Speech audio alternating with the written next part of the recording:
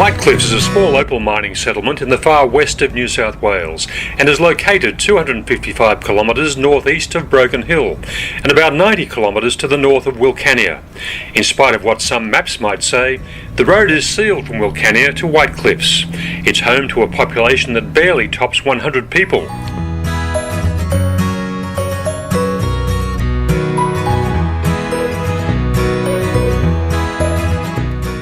And in summer it's so hot that the locals live underground in dugouts carved into the hillside. At the end of this dirt road is the underground motel, where the rooms are a constantly cool 22 degrees Celsius.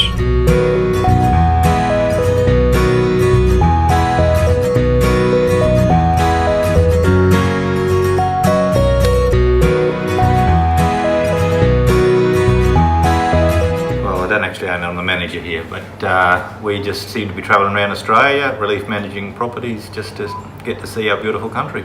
All right, so this is actually a job that you do? Yeah, that's correct. Yeah, last 3 years ago we decided to pack up from home and start managing hotels and start seeing the country.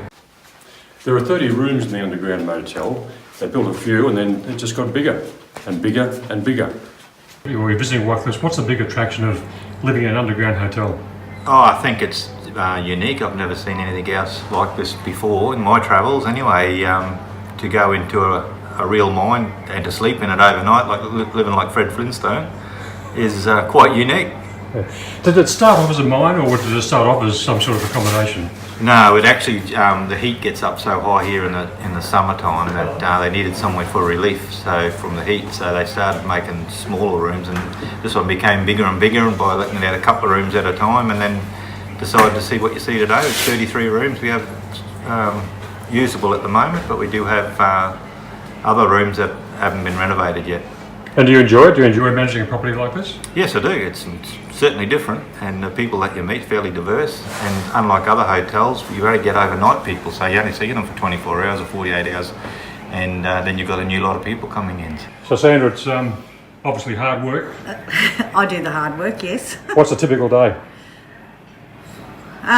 Waking up at 6:30, getting breakfast ready for all our guests, then cleaning all the rooms, getting ready for the night shift that comes in, our arrivals, and then starting the restaurant, finishing up, then starting all over again the next day.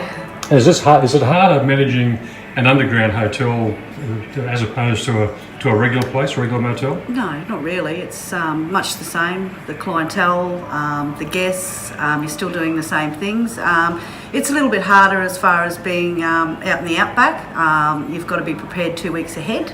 So that's the hardest thing that I find, is knowing what's 2 weeks ahead and having enough stock. And so where do you buy the food? Where do you go for the it comes from Broken Hill, goes to Warrawong, one of our properties out there, and we pick it up every Friday. So Alex goes into town on Fridays, do what we need sort of into Wilcannia, and pick up all our stock and bring it out here for the next week.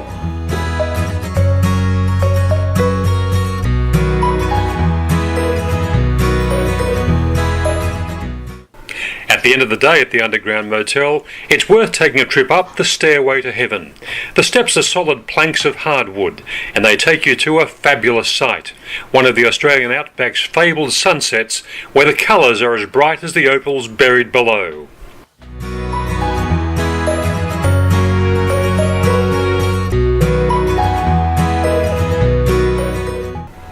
This is David Jones reporting from Whitecliffs.